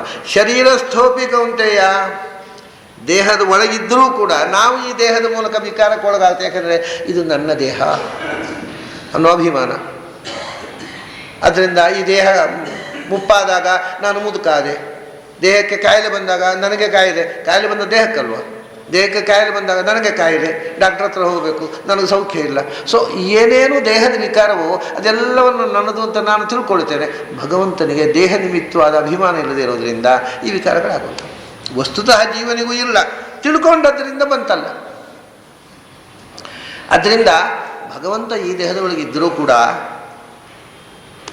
ಅವನಿಗೆ ತಾನು ಈ ದೇಹದೊಳಗೆ ಬದ್ಧನಾಗಿದ್ದೇನೆ, ಇದು ನನ್ನ ದೇಹ ಅನ್ನೋ ಭ್ರಮೆ ಇಲ್ಲಲ್ಲ. ಆದ್ದರಿಂದ ಅವನು ಯಾವ ವಿಕಾರವೂ ಆಗೋಲ್ಲ. ಹೇಗೆ ಅಂದರೆ ಆಕಾಶ ಇರೋಲ್ಲ ಇದರೊಳಗೆ. ನಮ್ಮ ದೇಹದೊಳಗೆ ಪಂಚಭೂತಗಳು ಇರ್ತಾವಲ್ಲ, ಆಕಾಶ ಇದೆಯಲ್ಲ, ಅದೇನು ಈ ದೇಹ ನಾಶವಾದಾಗ ಆಕಾಶ ಸಾಯುತ್ತಾ? ಅಥವಾ ಆಕಾಶಕ್ಕೆ ನಾವು ವಿಕಾರ ಆಗುತ್ತಾ? ಆಕಾಶಕ್ಕೆ ನಾವು ಕಾಯಿಲೆ ಬರುತ್ತಾ? ಹಾಗೆ ಸಂಭೋಗ ಪ್ರಾಪ್ತಿವಿತಿ ಚೆನ್ನ ವೈಶೇಷ್ಯಾತ್ ಅಂತ ವೇದವ್ಯಾಸರು ಇದೇ ಮಾತನ್ನು ಹೇಳಿದರು. ಜೀವನಂತೆ ಸುಖ ದುಃಖ ಭೋಗ ಯಾಕೆ ದೇವರೊಳಗಿಲ್ಲ ಒಳಗೆ? ವೈಶೇಷ್ಯಾತ್. ಆ ಪಂಚಭೂತಗಳು ಇವೆ. ಮಣ್ಣು ನಾಶ ಆಗತ್ತೆ, ನೀರು ನಾಶ ಆಗತ್ತೆ, ಆದರೆ ಗಾಳಿ ಆಕಾಶ ನಾಶ ಆಗೋಲ್ಲ. ಏನು? ಹಾಗೇನೆ ಪಂಚಭೂತಗಳಲ್ಲೇ ಗಾಳಿ ಆಕಾಶ ನಾಶ ಆಗೋದಿಲ್ಲ. ಈ ಕಿಮುತ ಭಗವಂತ ನಾಶ ಆಗೋದಿಲ್ಲ ಅಂತ ಬೇರೆ ಹೇಳಬೇಕಾ? ಇದು ವೈಶಿಷ್ಟ್ಯ ಇದೆಯಲ್ಲ. ಒಂದಾಯಿತು ಅಂತ ಇನ್ನೊಂದು ಆಗಬೇಕಾಗಿಲ್ಲ. ಅದರಿಂದ ಶರೀರಸ್ಥೋಪಿ ಕೌಂತೆಯ ನ ಕರೋತಿ ನ ಲಿಪ್ಯತೆ. ಅವನು ಎಲ್ಲವನ್ನೂ ನಮ್ಮ ಕೈಯಿಂದ ಮಾಡಿಸ್ತಾನೆ. ಮಾಡಿಸುವುದನ್ನು ಅವನು ಮಾಡ್ತಾನೆ, ಎಲ್ಲವನ್ನೂ ಮಾಡ್ತಾನೆ, ಆದರೆ ಏನನ್ನೂ ಮಾಡೋದಿಲ್ಲ. ಯಾಕೆ ಏನನ್ನು ನಲಿಪ್ಯತೆ? ಮಾಡುವುದು ಅನ್ನೋದು ಅಂಟಿಸಿಕೊಳ್ಳೋದು. ಯಾರಿಗೆ ಮಾಡಿದ್ದರ ಲೇಪ ಇಲ್ಲವೋ ಅವನು ಮಾಡಿದರೂ ಮಾಡದಂತೆ. ಎಲ್ಲವನ್ನೂ ಮಾಡ್ತಾನೆ, ಆದರೆ ಅಂಟಿಸಿಕೊಳ್ಳುವುದಿಲ್ಲ. ಅದರಿಂದ ಒಂದು. ಎರಡನೇ, ಇದು ಇನ್ನೊಂದು ವಿಚಿತ್ರ ಇದೆ ಇಲ್ಲಿ. ಶರೀರಸ್ಥೋಪಿ ಕೌಂತೆಯೇ ನ, ಅಲ್ಲಿಗೊಂದು ವಾಕ್ಯ. ಈಗ ಶ್ಲೋಕ ಇರುವುದು ಶರೀರಸ್ಥೋಪಿ ಕೌಂತೆಯ ನ ಕರೋತಿ ನ ಲಿಪ್ಯತೆ ಅಂತ. ಈ ಪ್ರಾಚೀನ ವೈದಿಕರಲ್ಲಿ, ಮೀಮಾಂಸಕರಲ್ಲಿ ಒಂದು ಯತ್ರ ಸಪಾದ ಯತ್ರ ಅರ್ಥಪೂರ್ತಿ ಅಂತ ಒಂದು ಮಾತಿದೆ. ಒಂದು ಪಾದ ಶ್ಲೋಕದ ಒಂದು ಲೈನ್ ಮುಗಿಯುವಾಗ ಅಲ್ಲಿ ಅರ್ಥ ಮುಗಿಬೇಕು, ಅಲ್ಲಿಗೆ ಮತ್ತೊಂದು ಲೈನಿಗೆ ಆ ಅರ್ಥ ಕಂಟಿನ್ಯೂಷನ್ ಇರ, ಒಂದು ಶಬ್ದ ಮುಂದಿನ ಕಡೆ ಇರಬಾರದು. ಹೀಗೊಂದು ನಿಯಮವನ್ನು ಹಿಂದೆ ಮೀಮಾಂಸಕರು ಮಾಡಿದ್ರು ವ್ಯಾಕರಣಕ್ಕೆ ಅರ್ಥ ಬರೆಯುವಾಗ. ಆದರೆ ಇದನ್ನು ಆಚಾರ್ಯರು ಒಪ್ಪೋಲ್ಲ. ಯಾಕೆಂದರೆ ಅವರು ತನ್ನ ಯಾವ ಗ್ರಂಥದಲ್ಲೂ ನಿಯಮವನ್ನು ಪಾಲಿಸಲಿಲ್ಲ. ಅನುವ್ಯಾಖ್ಯಾನದಲ್ಲಿ ಅಥವಾ ನೀವು ಮಹಾಭಾರತ ತಾತ್ಪರ್ಯ ಯಾವುದು ತಗೊಳ್ಳಿ, ಗೀತಾ ಭಾಷ್ಯದಲ್ಲೇ ಮೊದಲು ಮುರಿದವರವರು. ಪರಿಪೂರ್ಣಂ ಗುರುಂಶ್ಚಾನ್ಗಿ ತಾರ್ಥಂ ವಕ್ಷ್ಯಾಮಿ ಲೇಷತಃ ಅಂತ ಹೇಳಿದವರು. ಅರ್ಥ ಅಷ್ಟೇ ಅಲ್ಲ, ಶಬ್ದ ಕೂಡ ಮುಗಿಬೇಕಾಗಿಲ್ಲ ಅಂತ. ಈ ನಿಯಮವನ್ನು ಮುರಿಯುವುದಕ್ಕೋಸ್ಕರ, ಮತ್ತು ಇಲ್ಲದಿದ್ದರೆ ಬೇರೆ ಏನೂ ಪ್ರಾಬ್ಲಮ್ ಇರಲಿಲ್ಲ ಅವರಿಗೆ. ಒಂದು ಅನುಷ್ಠುಪ್ ಶ್ಲೋಕದಲ್ಲಿ ಪ್ರತ್ಯೇಕವಾದ ಪಾದರಚನೆ ಮಾಡಲಿಕ್ಕೆ ಬಾರದೇ ಮಾಡಿದ್ದಲ್ಲ. ಶಬ್ದ ಮುಂದಿನ ಪಾದದ ಶಬ್ದವನ್ನು ಹಿಂದಕ್ಕೆ ತಗೊಂಡು ಅನ್ವಯ ಮಾಡಬಹುದು ಅನ್ನುವಂಥದ್ದು ಆಚಾರ್ಯರ ಸಿದ್ಧಾಂತ. ಅವರು ಹಾಗೆಯೇ ಅನೇಕ ಶ್ಲೋಕಗಳನ್ನು ರಚನೆ ಮಾಡಿದ್ದಾರೆ. ಹಾಗಾಗಿ ಇದು ಒಂದು ಅರ್ಥ ಏನು, ಯಾಕೆಂದರೆ ಈ ನಿಯಮ ಉಂಟಲ್ಲ, ಒಂದು ಪಾದ ಅದರಲ್ಲಿ ಅರ್ಥಪೂರ್ತಿ ಅನ್ನುವಂಥದ್ದು ವೇದದಲ್ಲಿ ಎಲ್ಲ ಕಡೆ ಕೂಡುವುದಿಲ್ಲ. ಮತ್ತು ಅದು ಯಾವಾಗ ಅಂದರೆ ಒಂದು ಅರ್ಥಕ್ಕೆ ಕೂಡಬಹುದು. ತ್ರಯೋರ್ಥ ಸರ್ವ ವೇದೇಶು, ಮೂರು ಅರ್ಥ ಹೇಳುವಾಗ ನಿಮ್ಮ ಈ ಪದಚ್ಛೇದ ಈ ಪದಪಾಠ ಯಾವುದೂ ನಡೆಯೋಲ್ಲ. ಹಾಗಾಗಿ ವೇದಕ್ಕೆ ಒಂದೇ ಅರ್ಥ ಅಂತ ತಿಳ್ಕೊಂಡ ಮೀಮಾಂಸಕರು ಮಾಡಿದ ನಿಯಮ ಅದು, ಅದನ್ನು ಆಚಾರ ಒಪ್ಪರು. ಇಲ್ಲಿ ಏನು ಮಾಡಿದರು, ಶರೀರಸ್ಥೋಪಿ ಕೌಂತೆಯನ, ಯಾವುದಲ್ಲ ವಿಕಾರರಹಿತನಾದವ ಶರೀರಸ್ಥೋಪಿ, ಈ ಶರೀರದಲ್ಲಿರುವವ. ಯಾಕಂದರೆ ಹಿಂದೆ ಜೀವಕ್ಷೇತ್ರಸ್ಥ ಭಗವಂತ ಕ್ಷೇತ್ರಜ್ಞ ಅಂತ ಹೇಳಿದರು. ಅದರಿಂದ ಇಲ್ಲಿ ಶರೀರಜ್ಞ ಅಲ್ಲ, ಶರೀರಸ್ಥ ಯಾರು? ಜೀವ. ಪರಮಾತ್ಮ ಶರೀರದಲ್ಲಿದ್ದರೂ ಅವನನ್ನು ಶರೀರಸ್ಥ ಅಂತ ಹೇಳೋಲ್ಲ. ಆದರೆ ಜೀವನನ್ನು ಶರೀರಸ್ಥ. ಶರೀರಸ್ಥ ಅಂದರೆ ಶರೀರದಲ್ಲಿ ಬದ್ಧನಾದವ ಅಂತ. ಭಗವಂತ ಶರೀರ ಬಂಧ ಇಲ್ಲಲ್ಲ, ಅದನ್ನ ಶರೀರಸ್ಥ ಅಂದರೆ ಈ ಶರೀರದಲ್ಲಿ ಬದ್ಧನಾದ ಜೀವ. ಶರೀರಸ್ಥೋಪಿನ, ಅವನಿಗೆ ವಿಕಾರ ಇಲ್ಲ. ಕಿಮುತ ಭಗವತಃ, ಜೀವನಿಗೆ ನಿಜವಾಗ ವಿಕಾರ ಇಲ್ಲ, ಅವನು ಭ್ರಮೆ, ಈ ದೇಹವೇ ನಾನು ತಿಳ್ಕೊಂಡದ್ರಿಂದ ವಿಕಾರ. ಅದರಿಂದ ಅವನಿಗೇ ವಿಕಾರ ಇಲ್ಲ. ಹಾಗಿರುವಾಗ ಭಗವಂತನಿಗೆ ವಿಕಾರ ಇಲ್ಲ ಅಂತ ಬೇರೆ ಹೇಳಬೇಕಾ? ಆಯಿತು, ಮತ್ತೆ ಹಾಗಾದರೆ ಮುಂದಿನದ್ದು ಕರೋತಿನ ಲಿಪ್ಯತೆ, ಎಲ್ಲವನ್ನು ಅವನೇ ಮಾಡ್ತಾನೆ, ಯಾವುದೋ ಅವನಿಗೆ ಅಂಟೋದಿಲ್ಲ. ಶರೀರಸ್ಥೋಪಿ ಕೌಂತೆಯನ್ನ, ಅವನು ಶರೀರದಲ್ಲಿದ್ದರೂ ವಿಕಾರಕ್ಕೊಳಗಾಗುವುದಿಲ್ಲ. ಆದ್ದರಿಂದಲೇ ಕರೋತಿ, ಎಲ್ಲವನ್ನು ಅವನೇ ಮಾಡ್ತಾನೆ, ಆದರೆ ಯಾವುದೂ ಅವನಿಗೆ ಅಂಟೋಲ್ಲ. ನಿರ್ಲಿಪ್ತವಾಗಿ ಎಲ್ಲವನ್ನೂ ಮಾಡ್ತಾನೆ. ಆದ್ದರಿಂದ ಯಾರಿಗೆ ಲೇಪ ಇದೆ ಆ ಲೇಪದಿಂದ ವಿಕಾರ ಆಗೋದು. ಅವನು ನಿರ್ಲಿಪ್ತನಾಗಿ ಎಲ್ಲವನ್ನೂ ಮಾಡ್ತಾನೆ, ಅದರಿಂದ ಯಾವ ದೋಷ. ಸಹ ಕರೋತಿ ಅಥಾಪಿ ಸಹ ನ ಲಿಪ್ಯತೆ. ಇಷ್ಟು ಹೇಳಿ, ಅದರಿಂದ ಜೀವನೂ ಅಂತತಃ ಮೂಲತಃ ನಿರ್ವಿಕಾರ. ಆದರೆ ತಾನೇ ಮಾಡ್ತೇನೆ ಅಂತ ತಿಳ್ಕೊಂಡು ಲೇಪ ಹೊಂದುತ್ತಾನೆ. ಭಗವಂತ ತಾನು ಮಾಡುವುದೂ ಇಲ್ಲ, ಯಾಕೆಂದರೆ ಲೇಪ ಇಲ್ಲದಿರೋದು ಅವನು ಎಲ್ಲವನ್ನೂ ಮಾಡಿದರೂ ಲೇಪ ಇಲ್ಲದೇ ಇದ್ದಾನೆ. ಇಲ್ಲಿ ತಮಾಷೆ ನೋಡಿ, ಜೀವ ಏನನ್ನೂ ಸ್ವತಃ ಮಾಡದೇ ಇದ್ದರೂ ತಾನು ಮಾಡ್ತೇನೆ ಅನ್ನೋ ಭ್ರಮೆಯಿಂದ ಅಂಟಿಕೊಳ್ಳುತ್ತಾನೆ. ಪರಮಾತ್ಮ ಎಲ್ಲವನ್ನೂ ಮಾಡಿದರೂ ತಾನು ಮಾಡಿದ್ದೇನೆ ಅನ್ನುವ ಅಂದರೆ ಅಭಿಮಾನ ಇಲ್ಲದೇ ಇರುವುದರಿಂದ ಅಂಟಿಸಿಕೊಳ್ಳುವುದಿಲ್ಲ. ಹಾಗಾದರೆ ಮಾಡುವುದು ಮಾಡದೇ ಇರುವುದು ಅಂದರೆ ಅಂಟುವುದು, ಅಂಟಿಸಿಕೊಳ್ಳುವುದು, ಅಂಟಿಸಿಕೊಳ್ಳದೇ ಇರುವುದು. Not near doing. ಅಟ್ಯಾಚ್ಮೆಂಟು, ನಾನು ಮಾಡಿದೆ ಅನ್ನುವ ಭ್ರಮೆಯಿಂದಲೇ ಅದು ನಮಗೆ. ನಾನು ಮಾಡಿಲ್ಲ ಅಂತ ತಿಳ್ಕೊಂಡು ನೀವು ಮಾಡಿದರೆ ಅದನ್ನು ಏನು ಕೆಲಸ ಮಾಡಲ್ಲ. ಹಾಗಾಗಿ ಇದು ಕೌಂತೆಯ ಅಂತ ಅರ್ಜುನನಿಗೊಂದು ಸಂಬೋಧನೆ ಇದೆ ಇಲ್ಲಿ, ಕುಂತಿಯ ಮಗನೇ ಅಂತ. ನಾನು ಹೇಳ್ತೇನೆ, ಇಲ್ಲಿ ಬರುವ ಎಲ್ಲ ಸಂಬೋಧನೆಗಳು ಸಾಧಕರಿಗೆ ಸಂಬಂಧಪಟ್ಟ ಸಂಬೋಧನೆಗಳು. ನಾವು ಕೌಂತೆಯರಾಗಬೇಕು. ಹೇಗಾಗೋದು? ನಮ್ಮ ಅಮ್ಮನಿಗೆ ಕುಂತಿ ಅಂತ ಹೆಸರು ಇಟ್ಟಿಲ್ಲಲ್ಲ ಅವರ ಅಪ್ಪ ಅಮ್ಮ, ನಾವು ಹೇಗೆ ಕೌಂತಿಯರಾಗೋದು? ಕುಂತಿ ಅಂದರೆ ಕುಂತಿಹಿ. ಕುಂತಿಹಿ ಅಂದರೆ ಏನು ಗೊತ್ತಾ? ಕೌತೀತಿ ಕುಂತಿಹಿ ಅಂತ, ತಿಳಿದವರು ಅಂತ ಅರ್ಥ ಕುಂತಿಗಳು ಅಂತ. ಕುಶಬ್ದೆ ಅಂತ, ಶಬ್ದದ ಮರ್ಮವನ್ನು ಬಲ್ಲವರು. ಕವಿ ಅಂತ ಶಬ್ದ ಆಗುತ್ತಲ್ಲ, ಹಾಗೇ ಕುಂತಿ ಶಬ್ದ. ಕವತೆ ಇತಿ ಕವಿಹಿ, ಕೌತೀತಿ ಕುಂತಿಹಿ. ಯಾರು ತಿಳಿದವರೋ ಅವರು ಕುಂತಿಗಳು, ಗಂಡಸರು ಹೆಂಗಸರು ಯಾರೂ ಆಗಬಹುದು. ಆ ತಿಳಿದವರ ಜ್ಞಾನಿಗಳ ಶರಣಾದವನು ತದ್ವಿಧಿ ಪ್ರಣಿಪಾತೇನ ಪರಿಪ್ರಶ್ನೇನ ಸೇವೆಯ, ಅವನ ಸೇವೆ ಮಾಡುವನು ಕೌಂತೆಯ. ಕುಂತಿಗಳಿಗೆ ನಾವು ಶರಣಾಗಬೇಕು. ಅಂದರೆ ಯಾರು ಜ್ಞಾನಿಗಳೋ ಅವರಿಗೆ ಶರಣಾಗುವುದಕ್ಕೆ ಮೊದಲು ಕಲಿ. ತಿಳಿದವರ ಬಳಿ ಹೋಗಿ ತಿಳಿದುಕೋ ಅಂತ ಕೌಂತೆಯ. ಅಂದರೆ ಯಾರಿಗೆ ಇನ್ನೊಬ್ಬರನ್ನು ಜ್ಞಾನಿಗಳು ಅಂತ ಒಪ್ಪಿಕೊಳ್ಳುವ ಅಭ್ಯಾಸವೇ ಇಲ್ಲೋ ಅವ್ರ ಹತ್ರ ಏನು ಕೇಳೋದು, ನನಗೊತ್ತಿಲ್ವ ಅಂತ ಕೂತು ಬಿಡ್ತಾರಲ್ಲ, ಅವರು ಎದ್ದೂ ಬೆಳೆಯೋದಿಲ್ಲ. ವಿಷಯ ಏನು ಅಂದರೆ, ನಮಗೆ ಜ್ಞಾನವನ್ನು ಕಂಡು ತಲೆ ಬಗ್ಗಿಸುವ ಗುಣ ಯಾವತ್ತೂ ಇಲ್ಲವೋ, ನಾವು ಯಾರಿಗಾಗಿ ತಲೆ ಬಗ್ಗಿಸಬೇಕು ಅಂತ ತಲೆ ಎತ್ತಿಯೇ ಇರ್ತೇವೋ, ತಲೆ ಖಾಲಿ ಆಗ್ತಾ ಹೋಗುತ್ತೆ ಅಷ್ಟೇ. ತಲೆ ಎತ್ತಿ ನಿಂತವರ ತಲೆ ಖಾಲಿ ಆಗುತ್ತೆ, ತಲೆ ಬಗ್ಗಿದವರ ತಲೆ ತುಂಬುತ್ತೆ. ಅದಕ್ಕೋಸ್ಕರವೇ ನಮ್ಮಲ್ಲಿ ಹಿಂದೆ ತಲೆ ಬಗ್ಗಿಸುವುದಕ್ಕೆ ಬಹಳ ಬೆಲೆ ಕೊಡ್ತಿದ್ರು. ಯಾರು ದೊಡ್ಡವರು ಬಂದರೂ ಮನೆಯಲ್ಲಿ ಬೇರೆ ಬೇರೆ ಸಂಸ್ಕೃತಿಯಲ್ಲಿ ಈ ಕ್ರಮ ಇಲ್ಲ. ಯಾರು ಜ್ಞಾನಿಗಳು ಬಂದರು, ದೊಡ್ಡವರು ಬಂದರು, ಅವನು ಸಣ್ಣ ಹುಡುಗ ಇರಬಹುದು, ಮನೆಯವರೆಲ್ಲ ನಮಸ್ಕಾರ ಮಾಡ್ತಿದ್ದರು. ನಿಮಗೆ ಗೊತ್ತಿರಬಹುದು ನಮ್ಮಲ್ಲಿ ಆ ಸಂಪ್ರದಾಯ. ಯಾರು ಅತಿಥಿ ಬಂದರೂ ಅತಿಥಿ ದೇವ, ಅವನು ದೇವರ ಪ್ರತೀಕ ಅಂತ. ದೊಡ್ಡವರು ಕಾಲು ತೊಳೆದು ಪಾದಪೂಜೆ ಮಾಡಿ ನಮಸ್ಕಾರ ಮಾಡ್ತಿದ್ರು. ಯಾಕೆ ಅಂದರೆ ಆ ವ್ಯಕ್ತಿಗಲ್ಲ, ಅವನಲ್ಲಿರ್ತಕ್ಕಂಥ ಭಗವಂತ, ಅಲ್ಲಿ ವ್ಯಕ್ತವಾಗಿರ್ತಕ್ಕಂಥ ಭಗವಂತನ ಶಕ್ತಿ. ಆದ್ದರಿಂದ ಇದು ಇನ್ನೊಬ್ಬರು ಯಾರು ಬಗ್ಗುತ್ತಾನೋ, ಮತ್ತು ಲೋಕದಲ್ಲಿಯೂ ಹಾಗೆ ನೋಡಿ, ನೆಟ್ಟಿಗೆ ನಿಂತರೆ ಬಿರುಗಾಳಿ ಬೀಸಿದಾಗ ತುಂಡಾಗೇ ಹೋಗೋದು. ಈ ಬಳ್ಳಿ ಉಂಟಲ್ಲ, ಎಂಥ ಬಿರುಗಾಳಿಗೂ ಏನೂ ಆಗೋಲ್ಲ, ಹಾಗೆ ಉದ್ಯೋಗ. ಈ ಗಟ್ಟಿ ಮರಗಳಿದ್ದಾವಲ್ಲ ತುಂಡಾಗಿ ಹೋಗಿಬಿಟ್ಟು. ಯಾರು ನೆಟ್ಟಿಗೆ ನಿಲ್ತಾನೋ ಅವನ ತಲೆ ಉಳಿಯೋಲ್ಲ, ಯಾರು ಬಗ್ತಾನೋ ಅವನು ಬದುಕ್ತಾನೆ.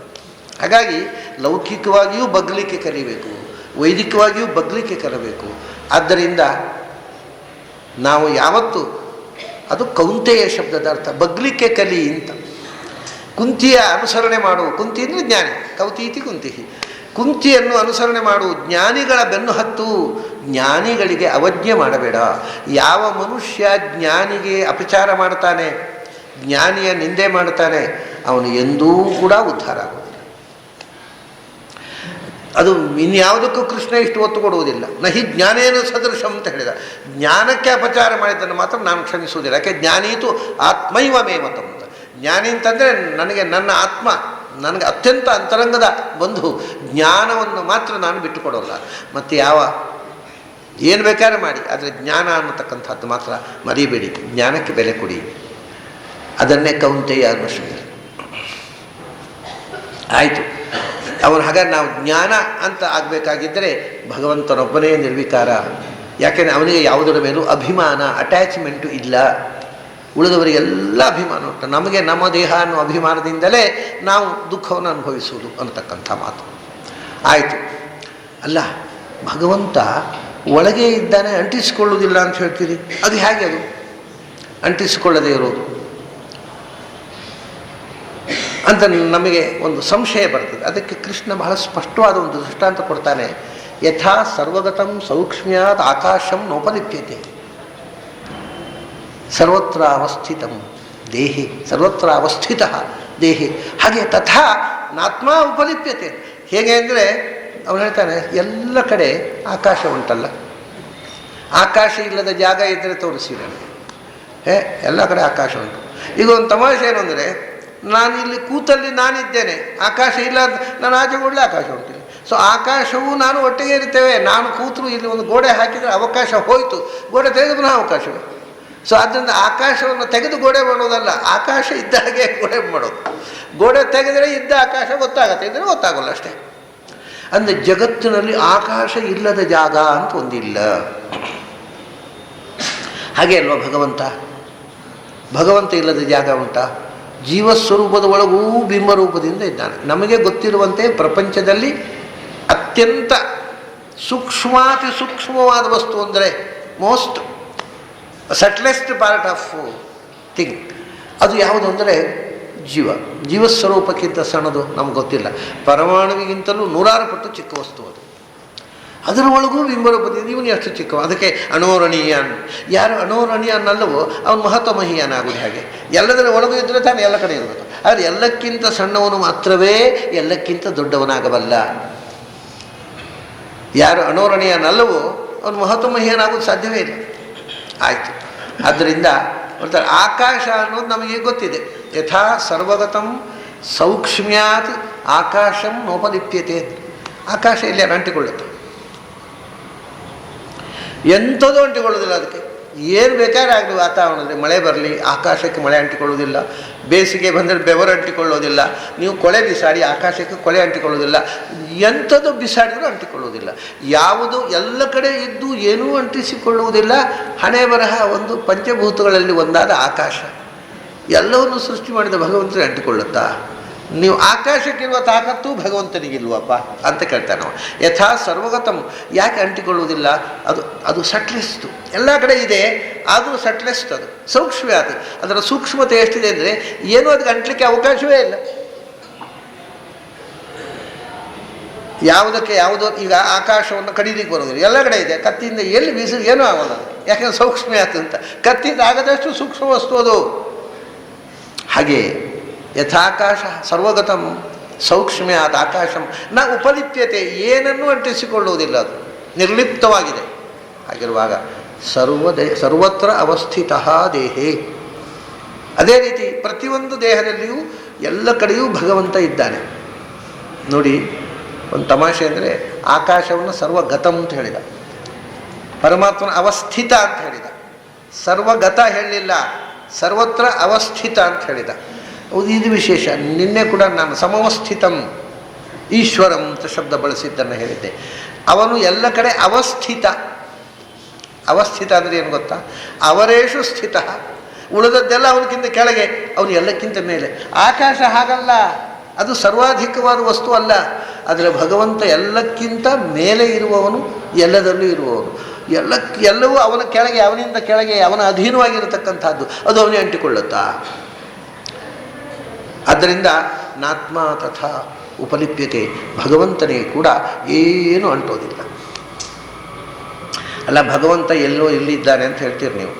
ಭಗವಂತ ಹೋಗಲಿ, ಜೀವ ಇಲ್ಲಿ ಎರಡೂ ನೀವು ಇಟ್ಕೊಳ್ಬೋದು. ಭಗವಂತ ಅಥವಾ ಜೀವ ಎಲ್ಲಿದ್ದಾರೆ ಅಂದರೆ ಇಲ್ಲಿ ನಾಭಿ, ಇಲ್ಲಿ ಹೃತ್ಕಮಲ ಮಧ್ಯ ನಿವಾಸಿ.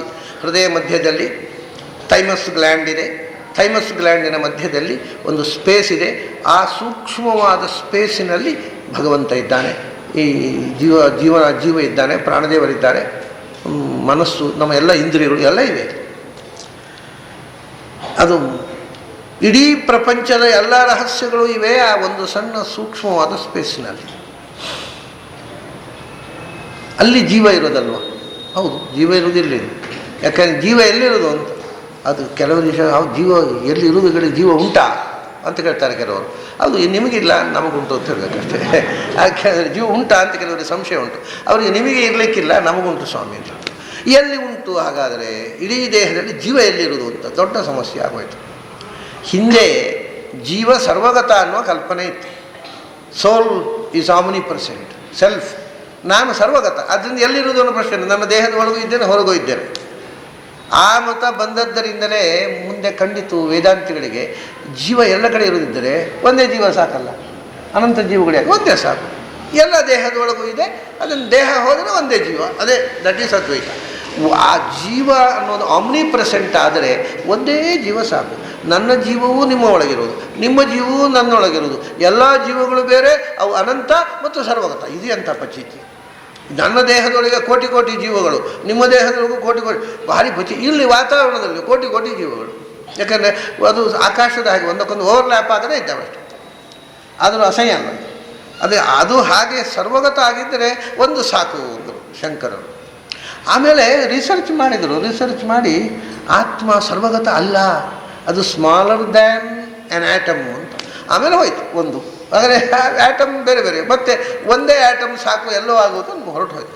ಆತ್ಮ ಅಣು ಅಂತ ಬಂದ ಸಿದ್ಧಾಂತ ಬಂದ ಕ್ಷಣದಲ್ಲಿ ಐಕ್ಯವಾದ ಬಿದ್ದು ಹೋಯಿತು. ಹಾಗಾದರೆ ಅಣುವಾದ ಆತ್ಮ ಇರುವುದೆಲ್ಲಿ ಅಂತ ಪ್ರಶ್ನೆ ಶುರುವಾಯಿತು. ಅದರ ಮಧ್ಯೆ ಒಂದಿತ್ತು, ಆತ್ಮ ಅಣುವೂ ಅಲ್ಲ, ಮಹತ್ವ ಅಲ್ಲ, ಮತ್ತು ನಮ್ಮ ಶರೀರ ಎಷ್ಟು ಆಕಾರವೋ ಅಷ್ಟೇ ಗಾತ್ರದ ಆತ್ಮ ಅಂತ. ಅದು ಖಂಡಿತ ಹೌದು. ಶರೀರದ ಗಾತ್ರ ಆಗಿದ್ದರೆ ಶರೀರ ನಾಶ ಆಗೋ, ಅದು ನಾಶ ಆಗಬೇಕು. ಮಧ್ಯಮ ಪರಿಮಾಣ ಇದ್ದದ್ದು ಅನಾದಿ ನಿತ್ಯ ಆಗಿರೋದಿಲ್ಲ. ಅದು ಶರೀರ ಪರಿಮಾಣವೂ ಅಲ್ಲ, ಮತ್ತು ಸೂಕ್ಷ್ಮ, ಅದು ಹೃದಯದಲ್ಲಿದೆ. ಇದು ಕೊನೆಗೆ ನಿಂತಿತು. ಹಾಗಾದರೆ ಹೃದಯದಲ್ಲಿ ಆತ್ಮ ಇರೋದು, ಪರಮಾತ್ಮ ಇರೋದು ಅಲ್ಲಿ. ನಮಗೆ ಇಲ್ಲಿ ಮುಟ್ಟಿದರೆ ಜ್ಞಾನ ಬರೋದು ಹೇಗೆ? ಕಾಲು, ತೊಡೆ, ಕೈ ಇಲ್ಲೆಲ್ಲ ಮುಟ್ಟಿದರೆ ನಾನು, ಇದು ನನ್ನ ಕೈ, ಅದು ಹೇಗೆ ಜ್ಞಾನ ಬರ್ತದೆ? ಇಲ್ಲಿ ಮಾತ್ರ ಆತ್ಮ ಇರೋದಲ್ವ? ಅದು ಇಡೀ ದೇಹದಲ್ಲಿ ಅದರ ಕ್ರಿಯೆ ಹೇಗೆ ನಡೀತದೆ? ನಿಮ್ಮ ಪರಮಾತ್ಮ ಅಲ್ಲಿ ಮಾತ್ರ ಇರೋದು. ಅವ್ರ ಬಗ್ಗೆ ಸರ್ವಗತನೂ ಹೌದು, ನಡೀತದೆ ಹೇಳೋಣ. ಇದು ಹೇಗೆ ನಡೆಯೋದು ಅಂತ ಒಂದು ಸಂಶಯ. ಆ ನಂತರದ ಒಂದು ಚಿಂತನೆಗೆ ಇದೊಂದು ಸಂಶಯ ಬಂತು. ಹೇಗೆ? ಅದಕ್ಕೆ ಕೃಷ್ಣ ಹೇಳ್ತಾನೆ, ಯಥಾ ಪ್ರಕಾಶಯೇತ್ ಕೃಷ್ಣಂ ಇಮಂ ಲೋಕಂ ಯಥಾ ರವಿಹಿ ಅಂತ. ಸೂರ್ಯ ಎಲ್ಲಿದ್ದಾನೆ? ಲಕ್ಷ ಲಕ್ಷ ಮೈಲು ದೂರದಲ್ಲಿದ್ದಾನೆ ನಮ್ಮಿಂದ. ಮತ್ತು ನಿಮ್ಮ ಮನೆಯಲ್ಲಿ ಬೆಳಕು ಹಾಗಾಯ್ತು ರೀ ಎಂತಾನೆ ಕೃಷ್ಣ. ಎಲ್ಲೋ ಆತ್ಮ ಇರುವುದು, ಇಲ್ಲಿ ಯಾಕೆ ಜ್ಞಾನ ಬಂದರೆ? ಸೂರ್ಯ ಲಕ್ಷ ಲಕ್ಷ ಮೈಲು ದೂರದಲ್ಲಿದ್ದಾನೆ, ಇಡೀ ವಿಶ್ವವನ್ನು ಬೆಳಗಿಸ್ತಾ ಇಲ್ವ ಅವನು? ಎಲ್ಲರ ಮನೆಯಲ್ಲಿ ಬೆಳಕು, ಅವನು ಯಾರ ಮನೆಯಲ್ಲೂ ಇಲ್ಲ. ಸೂರ್ಯ ಬೆಳಕು ಎಲ್ಲರ ಮನೆಯಲ್ಲೂ ಇದೆ. ಎಲ್ಲರ ಮನೆಯಲ್ಲೂ ಬೆಳಕಿದೆ, ಆದರೆ ಸೂರ್ಯ ಯಾರ ಮನೆಯಲ್ಲೂ ಇಲ್ಲ. ಅಂದರೆ ಪ್ರಕಾಶದ ವ್ಯಾಪ್ತಿ. ಹಾಗೆಯೇ ಕ್ಷೇತ್ರಂ ಕ್ಷೇತ್ರಿ ತಥಾ ಕೃಷ್ಣಂ ಪ್ರಕಾಶಯತಿ ಭಾರತ. ಅದೇ ರೀತಿ ಇಡೀ ಕ್ಷೇತ್ರವನ್ನು, ಈ ಕ್ಷೇತ್ರದ ಒಳಗಿರತಕ್ಕಂಥ ಜೀವನೂ ಅಷ್ಟೇ, ಪರಮಾತ್ಮನೂ ಅಷ್ಟೇ. ಪರಮಾತ್ಮನು ಬೆಳಕಾಗಿ ತುಂಬಿದ,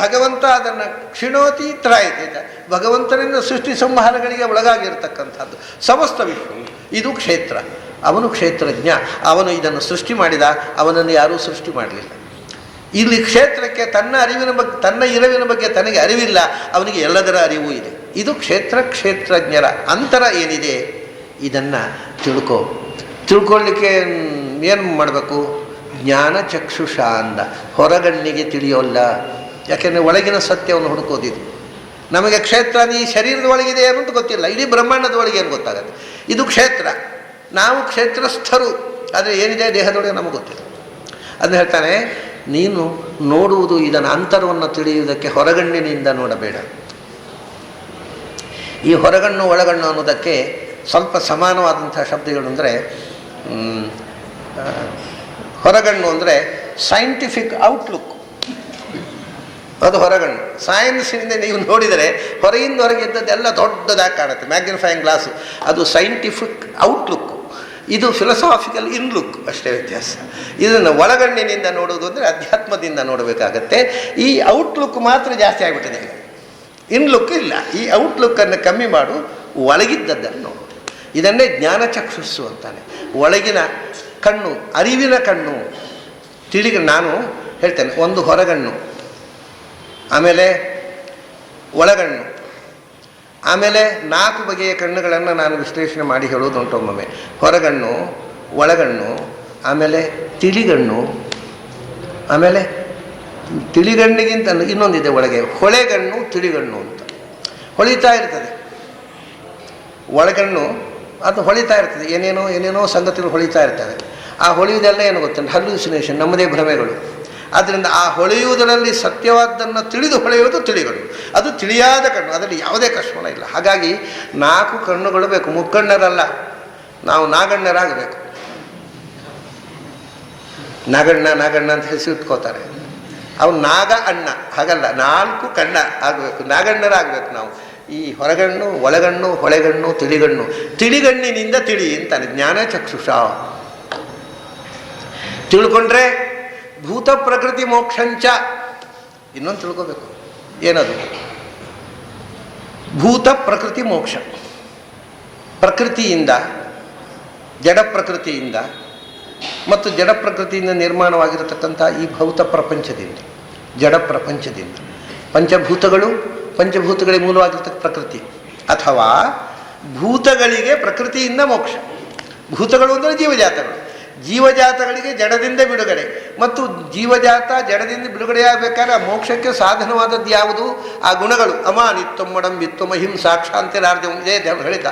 ನಾವು ಬೆಳೆಸಿಕೊಳ್ಳಬೇಕಾದಂಥ ಅಂತರಂಗದ ಧರ್ಮಗಳು. ಅದನ್ನು ತಿಳಿದು, ಅದನ್ನು ಅರಿತು, ಅದನ್ನು ಆಚರಣೆಗೆ ತಂದು ಈ ಕ್ಷೇತ್ರಜ್ಞರ ಅಂತರವನ್ನು ತಿಳಿದರೆ ವಿದುಹು, ಯಾರು ತಿಳಿತಾರೆ, ಯಾಂತಿತೆ ಪರಂ, ಅವರು ಸರ್ವಶ್ರೇಷ್ಠವಾದಂಥ ಸ್ಥಾನ ಅಂದರೆ ಪರಮಾತ್ಮನನ್ನು ಸೇರುತ್ತಾರೆ. ಇದು ಮೋಕ್ಷ ಸಾಧನವಾಗಿರತಕ್ಕಂಥದ್ದು. ಎಷ್ಟು ಬಾರಿ ಒಂದೊಂದು ಶ್ಲೋಕದಲ್ಲೂ ಇದು ಮೋಕ್ಷ ಸಾಧನ ಅಂತ ಹೇಳಿಕೊಂಡು ಈ ಅಧ್ಯಾಯವೇ ಒಂದು ಅದ್ಭುತವಾದ ಭಗವಂತನ ಚಿಂತನೆಗೆ ನಮ್ಮನ್ನು ಕೊಂಡೊಯ್ಯತಕ್ಕಂಥದ್ದು, ಅದರಲ್ಲಿ ಮುಳುಗಿಸಿ ಬಿಡ್ತಕ್ಕಂಥ ಅದ್ಭುತ ಅಧ್ಯಾಯವನ್ನು ಯಥಾಶಕ್ತಿ ಕೃಷ್ಣ ನುಡಿಸಿದ್ದನ್ನು ತಮ್ಮ ಮುಂದೆ ನಿವೇದಿಸಿಕೊಂಡಿದ್ದೇನೆ. 13ನೇ ಅಧ್ಯಾಯದ ಮಂಗಳದ ಜೊತೆಗೆ ಈ ಬಾರಿಯ ಈ ಗೀತಾ ಚಿಂತನವನ್ನು ಮುಗಿಸೋಣ. ತಮಗೆಲ್ಲ ಅಭಿನಂದನೆಗಳು ಮತ್ತು ಅಭಿವಂದನೆ.